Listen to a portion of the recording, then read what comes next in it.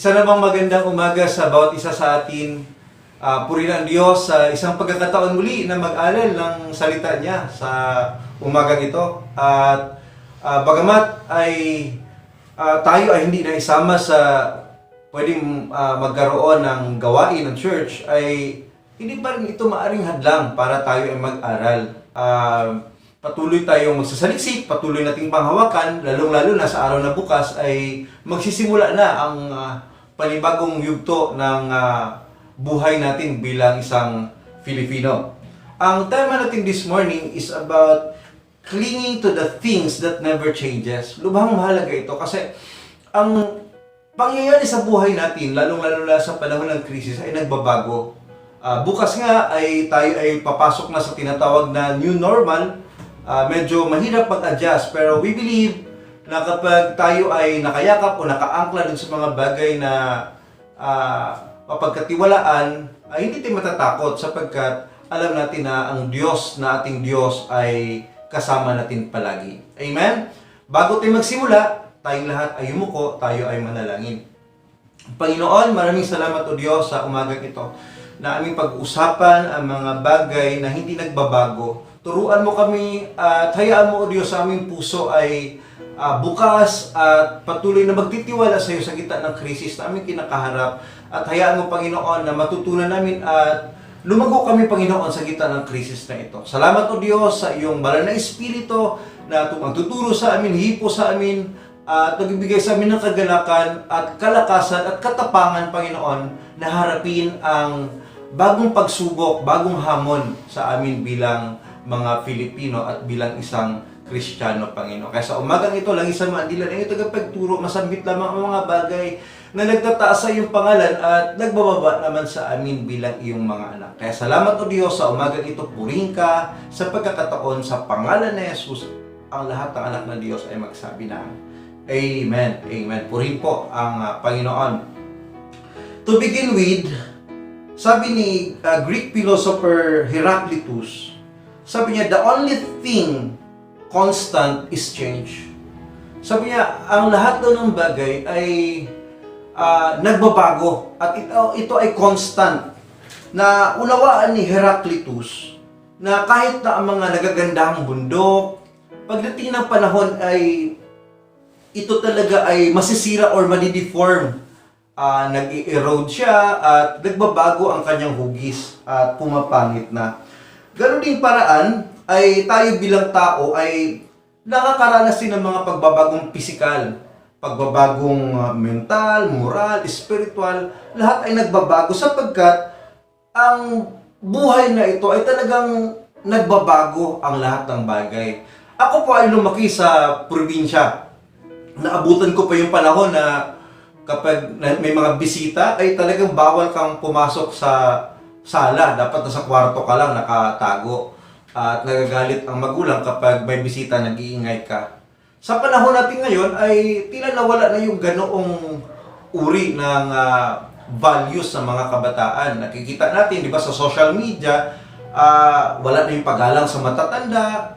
Kahit nga ating presidente ay talagang pinagsasalitaan ng di maganda, sabing papapatay, may mga nagbibigay pa ng pabuya para ipapatay. Kumbaga, nakita natin na ang bilis magbago ng values ng tao sa paglipas ng panahon. Kaya nga, ang mamuhay sa isang panahon na pabago-bago ay mahirap. Kumbaga, dapat ang ating buhay ay nakaangkla dun sa mga bagay na hindi nagbabago. Dun sa mga bagay na manatili magpakailanman. Sabi ni God sa Malachi 3:6 sa Today's Living Bible, sabi niya dito, "For I am the Lord, I do not change. That is why you are not already utterly destroyed, for my mercy endures forever." Kaya, bilang iyong pastor, nais kong ibahagi ang mga katotohanan na maaari nating panghawakan, lalong-lalo na sa araw na bukas ay tayo ay harap sa talagang panibagong hamon na babalik na ang iba sa trabaho, ang iba ay magbubukas ng negosyo, ang iba ay talagang ibabalik na ang normal na paglabas sa buhay nila, bagamat may mga restriction pero nakakatakot in a way bilang tao. Kaya maraming pag-agam-agam ang nasa isip mo. Maaaring iniisip mo, isusugal ko ba ang safety ng pamilya ko? Or maaaring iniisip mo, kailangan ko na bang makisalamuha sa mga tao? Or maaaring iniisip mo, kailangan ko na bang maghanap buhay o hindi? Kumbaga, lahat ng ito ay valid na tanong. Yes, nakakatakot bilang tao, pero life must go on. Kailangan magpatuloy sa buhay. Kailangan natin harapin ang new normal na ito. At buong tapang at may lubos na pagtitiwala sa Diyos. Kaya bilang iyong pastor, nais kong kumapit tayo dun sa mga bagay na hindi nagbabago. Nagbabago man ating paligid, nagbabago man ang ating mundo, pero kung nakayakap, nakaangkla ang ating paningin, ang ating kamay, ang ating puso, ang ating isip, dun sa mga bagay na hindi nagbabago, we cannot fail. We can be so sure na magtagumpay tayo sa buhay na ito. Kaya sa umagang ito mga kapatid, nais kong ibahagi sa inyo ang 3 bagay, 3 things that never changes. At dapat, bilang Kristiyano, dapat iangkla natin, ipako natin ating paningin ang ating pagtitiwala sa mga katotohanan ito. Number 1, 3 lang ito. God's love. Hindi po nagbabago ang pag-ibig ng Diyos sa atin. Sabi ng Jeremiah 31 verse 3 sa NIV, "The Lord appeared to us in the past, saying, I have loved you with an everlasting love. I have drawn you with unfailing kindness." Yung word na everlasting ay mailarawan ito na katulad ng isang ilog na patuloy na dumadaloy na walang tigil at walang hangganan. Kumbaga, pinapakita ng Diyos sa atin na ang pag-ibig niya sa atin ay patuloy na dumadaloy, everlasting, hindi ito nagbabago. Nilikha tayo ng Diyos para ibigin ng Diyos. Tayo yung object ng affection ng Diyos. At ang pag-ibig ng Diyos ay patuloy ito na manatili sa atin. Kaya huwag nating pagdudahan ang pag-ibig ng Diyos. Kahit anong mangyari sa mundong ito, kahit pakiramdam mo malayo ang Diyos, hindi natin mababago ang katotohanan na inibig tayo ng Diyos at mahal na mahal tayo ng Diyos. Amen? Hindi galit ang Diyos sa atin, galit ang Diyos sa kasalanan. Maaring mapunta sa impyerno ang isang tao dahil tinanggihan niya ang pag-ibig ng Diyos, pero hindi maaring mapunta sa impyerno ang isang tao na hindi muna inibig ng Diyos. Lahat ng tao ay mahal ng Diyos. May mga taong nagtuturo na ang Diyos ay pinoproject nila na isang Diyos na magagalitin, na parang nakaupo sa mga ulap, may dalang latigo na kapag nagkakamali ka, pinapalo ka ng Diyos, nagkasalubong ang mga kilay, at galit na galit, at katulad ng Angry Bird na talagang binabato yung tao, na kapag nagkakasala ay talagang gusto niyang parusahan. Sabi nila, yung COVID na yan ay parusa ng Diyos yan, dahil ayaw magsisi ang mga tao. Sorry to say mga kapatid, hindi si Lord ang may pakal ng COVID-19. Maaaring pinapayagan o pinapahintulutan ito ng Panginoon, pero hindi galing kay Lord ang COVID-19. Kayang gawin ito ng Lord para sa ating ikabubuti. Kaya niyang palaguin tayo sa gitna ng krisis, pero yung parusa ng Diyos ay hindi pa dumating. Darating yun sa araw na itinakda niya na talagang yung mga taong talagang tumanggi sa Kanya ay ibubuli doon sa dagat-dagatang apoy, at yung mga taong totoong tumanggap sa Kanya ay isasama niya forever and ever doon sa buhay na walang hanggan. Kaya, sabi ng Bible, Isaiah 54:10, look at this. "Though the mountains be shaken and the hills be removed, yet my unfailing love for you will not be shaken, nor my covenant of peace be removed, says the Lord, who has compassion on you."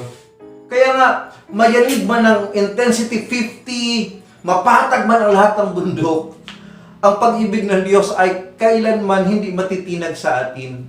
Hanggat humihinga tayo, hanggat may buhay, umaasa ang Diyos na ibigin din natin siya pagbalik. Ibigin natin siya balik. Kasi, ayaw ng Diyos na may isang kaluluwa na mapunta sa impyerno. Kaya ngayong gabi, maaari tayong matulog na mahimbing. Sa pagising natin sa umaga ay maaari nating panghawakan ang pag-ibig ng Diyos, makakasigurado tayo na sa ating pagtulog ay hindi nagbago ang isip ng Diyos tungkol sa pag-ibig sa atin. Amen? Lamentations 3:22 hanggang 23. Gusto ko itong verse nito.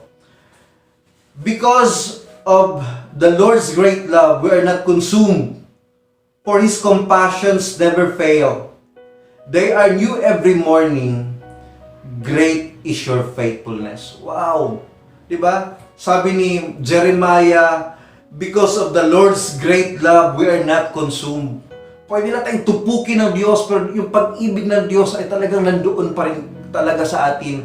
Palaging sariwa. Every morning, pagising natin sa umaga, ay panghawakan muli natin ang pag-ibig ng Diyos dahil palaging bago ito tuwing umaga. Di ba naalala niyo yung kanta?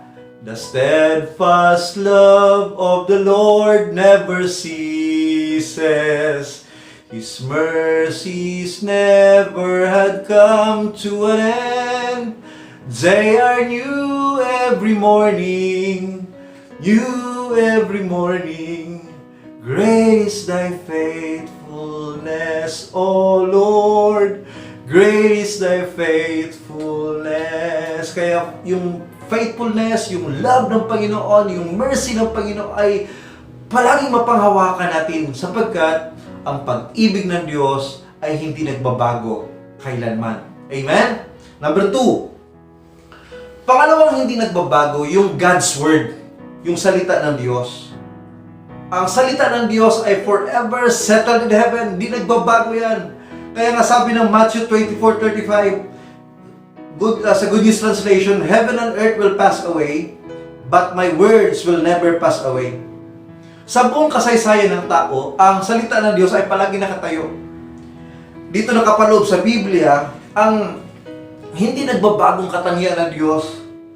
Kaya nga, lubhang malaga bilang Kristiyano, na kailangan silipin natin yung mga bagay na talagang ipinangako ng Panginoon, yung mga sinabi ng Panginoon, upang ating mapanghawakan at ating malakaran.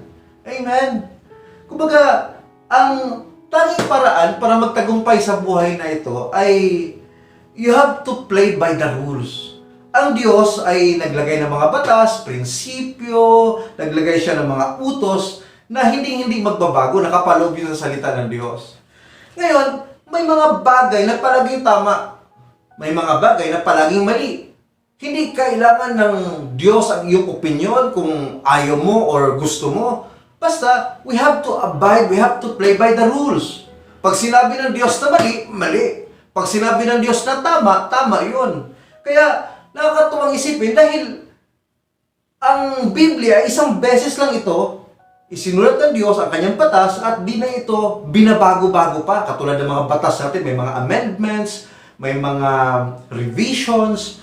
Ang batas ng Diyos ay lahat ng henerasyon ay hindi binabago per generation. Ang generation kasi, 1 year old hanggang 35 years old, 1 generation yon.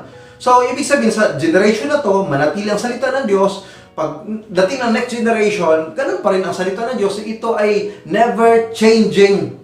Kaya nga, nilikha ito ng Diyos para manatili magpakailanman. At ang kagandahan ng salita ng Diyos ay transcultural.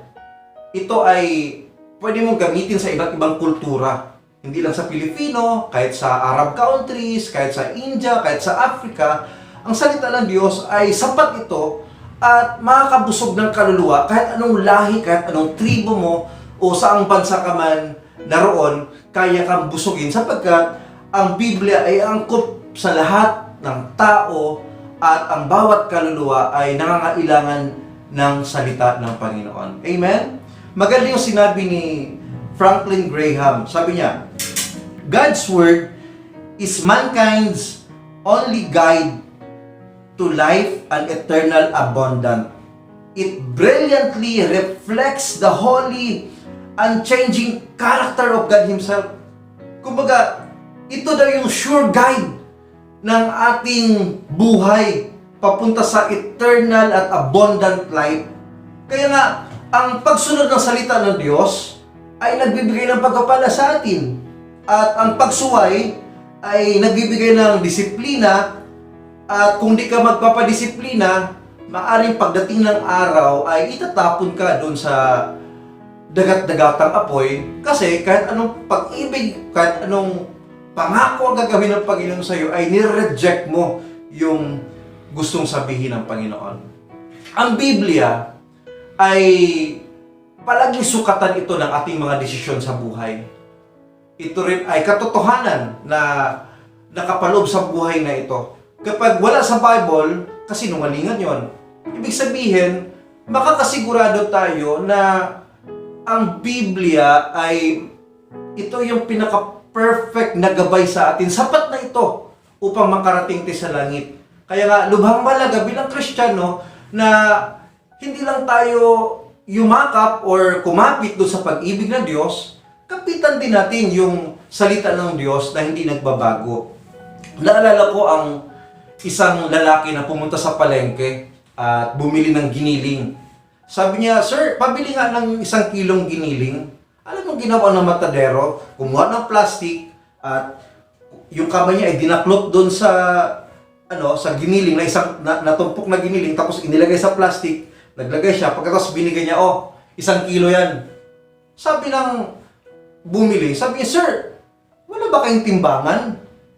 Wala ba kayong timbangan para timbangin kung saktong 1 kilo yan?" Alam mo sinabi ng matadero? Sabi niya, "Brad, lolo ko matadero, tatay ko matadero, ako matadero, sakto yan, 1 kilo yan." Kaya, ikaw ba papayag na ganung paraan, walang sukatan, na basta ibibigay lang sa'yo na ito yung giniling, 1 kilo yan? Bilang tao, hindi ka papayag. Kasi gusto mo yung timbangin mo, Brad, para malaman natin kung sakto yung kilo.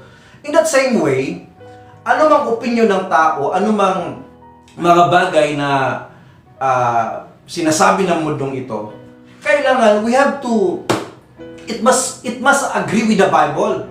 Kasi ito yung unchanging word ng Panginoon at salita ng Panginoon.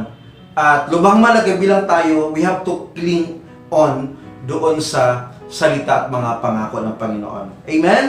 Sabi ng Psalmista, Psalms 119, verse 25 sa New Living Translation. Sabi niya, "I am completely discouraged. Revive me by your word." Nakita mo na sa mga salita ng Panginoon ay nakakasumpong tayo ng pagkalinga at kalakasan. Ang ating kakaharapin ngayon ay may mga takot, pag-agam-agam na maaring dumating sa ating puso at kaisipan. Pero kapag tayo ay naniwala at ating pinanghawakan ang pangako ng Diyos na hindi niya tayo iwanan ni pabayaan man. Sabi ko nga nung last week, sabi ko, there are about 7,000 na promises ang Diyos sa Bible. Kumuha ka ng isang verse, i-claim mo at i-present mo sa Panginoon at maniwala ka, oblige ang Diyos na tuparin ang mga bagay na nakasulat dito sa Biblia. Amen? Purihin po ang Panginoon. Kaya sa panahong pabago-bago, we must cling to the God's unchanging word. Huwag tayong lumayo doon. We must hold on at lakaran natin bilang isang Kristiyano. Nasubukan niyo na bang bumiyahe papuntang probinsya na habang nagbabiyahe ka ay nakikinig ka ng FM at pagdating sa point ng biyahe ay yung signal ng FM ay parang nawawala, gumaganon siya. At pag lipat mo ng ilang mga meters pa ay sumasagap naman siya ng ibang station, nawawala yung station mo na pinapakinggan. At pag uwi mo sa probinsya, pagbalik mo sa galing probinsya, pag uwi mo sa iyong pinanggalingan, at some point, doon sa mismong point ng nawala yung signal na nung pag-alis mo papuntang probinsya, ay bumalik yung signal ng FM na pinakinggan mo. At narinig mo uli yung mga music na gusto mo. Alam mo, in that same way, minsan ay kailangan nating magbasa ng Bible, kailangan nating panghawakan yung salita ng Diyos para yung ating signal sa Diyos ay nasa range. Minsan pag di tayo nagbabasa, nawawala yung signal at nasasagap yung ibang signal.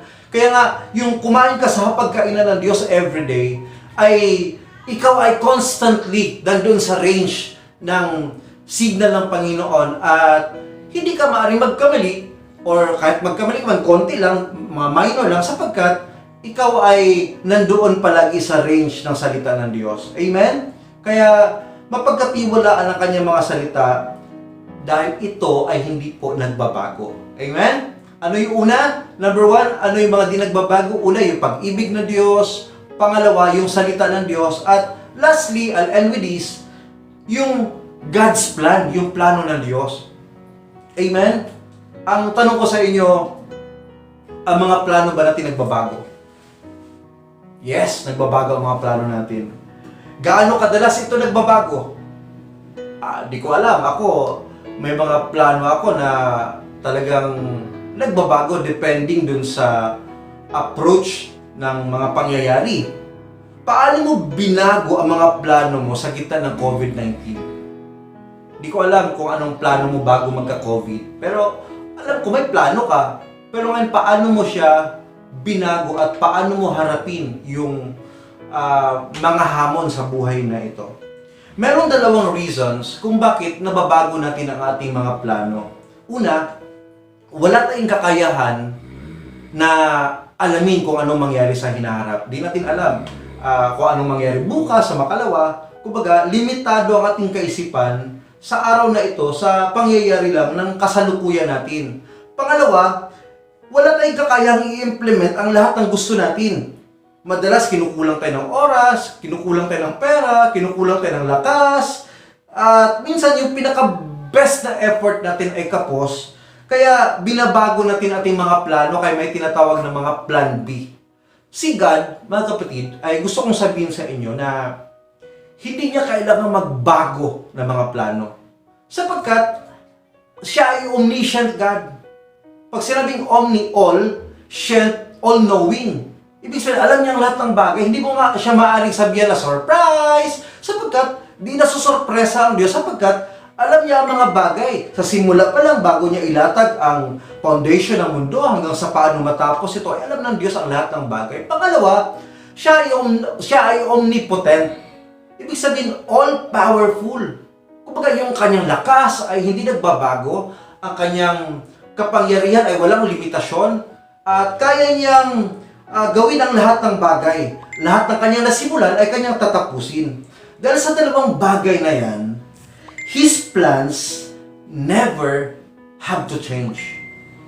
Kaya nga, bilang tao, kung ang plano ng Diyos ay hindi nagbabago, mas maganda na yung plano ng Diyos. Maganda yung plano natin, pero mas magandang alamin kung anong plano ng Diyos sa buhay natin.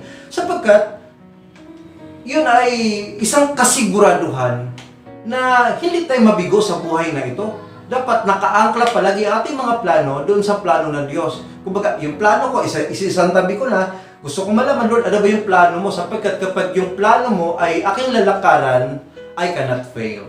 Amen? Sabi ng Psalms 33 verse 11, but the Lord's plans stand firm forever. Talagang forever nakakatayo ito. His intentions can never be shaken. Hindi maaring matinag or mayanig man ng anumang mga hadlang sa kalagitnaan. Proverbs 19:21 sa NIV. Many are the plans in a person's heart, but it is the Lord's purpose that prevails. Kaya, mga kapatid, ngayong magsisimula na tayong bumangon bilang isang bansa, bilang isang breadwinner, bilang isang tatay, bilang isang nanay, bilang isang anak na naghahanap buhay, maaaring iniisip natin na mahirap itong kakaharapin natin. Yes, totoo yun, mahirap talaga. Pero alam ng Diyos ang lahat ng bagay na maaaring mangyari sa buhay natin. Good times or bad times ay kayang gamitin ng Diyos. At kaya niyang i-disenyo ito para sa ikabubuti natin. Lalago tayo bilang isang Kristiyano at lalo tayong kakapit sa Kanya bilang Kanyang mga anak. Minsan, may mga bagay na pinapayagan ng Diyos na mangyari, hindi para wasakin tayo, kundi para lalo tayong kumapit sa Kanya at lalo tayong magtiwala sa Kanyang mga pangako. Kaya nga, sa mga pangyayari ngayon sa mundo, tayo ay patungo dun sa climax kung paano niya tapusin ang mundong ito. Alam niya, beforehand pa lang, bago niya likhain, nakita niya lahat ng mga bagay na ito. Itong mga COVID na to, itong mga banta ng gyera, lahat ng bagay ay alam ng Panginoon kung paano magtapos ang mga bagay-bagay. Kaya nga, kumikilos ang Diyos sa kasaysayan ng tao. Kaya sabi ng mga expert, yung history is really His story or God's story. Kaya nga, we must cling dun sa kanyang plan. Kasi siya ang author of everything sa buhay na ito. His purpose will stand. Yung kanyang plano will prevail. Look at this. Isaiah 14:24. The Lord Almighty has sworn. Surely, look at this. As I have planned, so it will be. Kapag plinano niya, mangyayari. And as I have purpose, so it will happen. Kaya nakita mo mga kapatid, kaya tigilan na natin ang magplanong hiwalay sa Diyos. Dapat kasama natin ang Diyos palagi doon sa mga plano natin kung gusto nating magtagumpay sa buhay na ito. Uulitin ko, ipako natin, iangkla natin, at yakapin natin yung mga bagay na hindi nagbabago. Kasi kapag sinama natin ang Diyos sa plano natin, ulitin ko, we cannot fail. Amen? Balikan natin yung tatlong bagay na hindi nagbabago. Ano yun? Number 1, yung God's love. Number 2, God's word. Number 3, yung God's plan. Hindi nagbabago yun. Kaya bago tayo manalangin, nais ko mag-reflect sa inyo, mag-reflect tayo palandilian sa verse na ito. Hebrews 13, verse 8 sa Good News Translation. Sabi rito, Jesus Christ is the same yesterday, today, and forever. Hindi nagbabago si Jesus. Kung nagdiligtas siya noon, nagdiligtas siya ngayon. Kung tumutulong siya noon, tumutulong siya ngayon. Kaya nga, dito sa ating Panginoong Yesus ay makita natin na siya yung pag-ibig ng Diyos. Yung love ng Diyos na ipinadama sa atin, si Jesus yun. For God so loved the world that He gave His only begotten Son, that is Jesus Christ. Siya yung Word. Siya yung salita ng Diyos. Diba? Sabi ng John 1:1, in the beginning was the Word, and the Word was with God, and the Word was God. He was with God in the beginning. Sabi ng verse 2. Pagdating sa verse 14, and the Word became flesh and made His dwelling among us. We beheld His glory, the glory of the one and only who came from the Father, full of grace and truth. Kaya makita mo, Jesus Christ is the Word. Kaya pag pinanghawakan mo si Jesus, naranasan mo na yung pag-ibig ng Diyos, naranasan mo na yung salita ng Diyos, at higit sa lahat, through Jesus Christ, ay magkaroon ng katuparan ang plano ng Diyos. Amen? Gusto ng Diyos na panumbalik yung nasirang relasyon sa tao, at gusto ng Diyos na tayo ay dalhin doon sa palagiang tahanan upang makasama niya forever and ever and ever, and we will live happily ever after. Yun ang gusto ng Diyos. Amen? Kaya nga, nais ng Diyos na si Jesus Christ ay gawin nating sentro ng buhay natin. Dahil through Jesus Christ ay maranasan natin yung pag-ibig, maranasan natin yung plano, at yung salita ng Diyos ay ating malakaran na malakaran natin sa buhay na ito. Kaya anong ibig sabihin nito, Pastor? Ibig sabihin, bilang ikaw, kailangan ay maglaan ka ng oras para buksan ang puso, ang iyong kaisipan, at isukom ang buhay sa Panginoon, sapagkat sa pabago-bagong mundo, sa Diyos lamang tayo makasumpong ng tunay na pagkalinga at kalakasan. Kung hindi mo pa tinanggap ang Panginoon, gusto kitang dalhin sa maiksing panalangin at ariin si Jesus na yung personal Savior and Lord.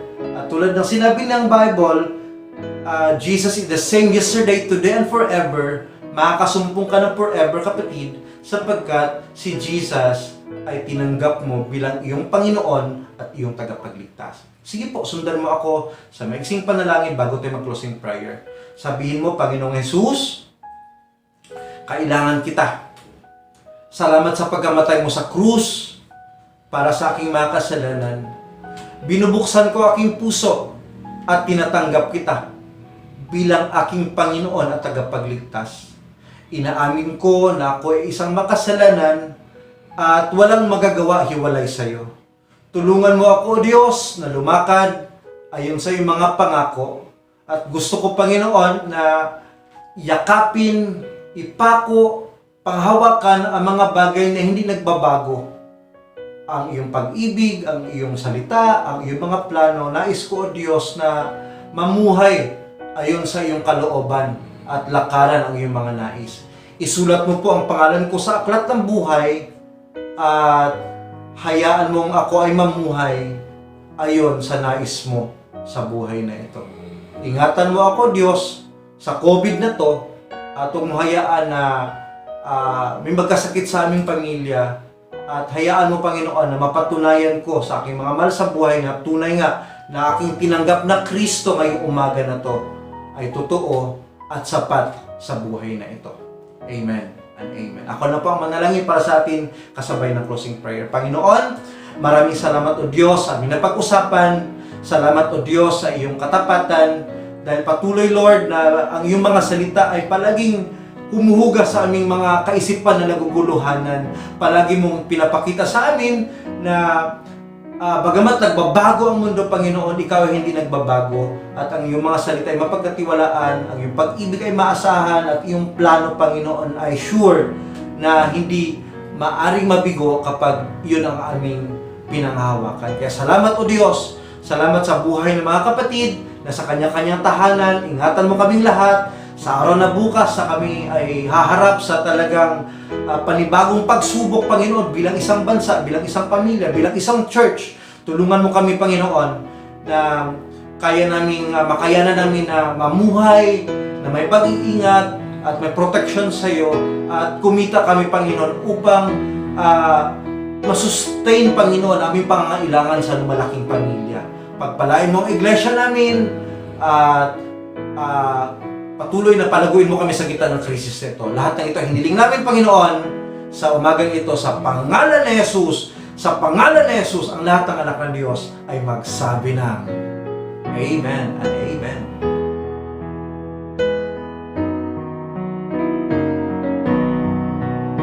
So, Amen. So, mga kapatid, tayo po ngayon ay dadako na sa ating pangwakas na panalangin.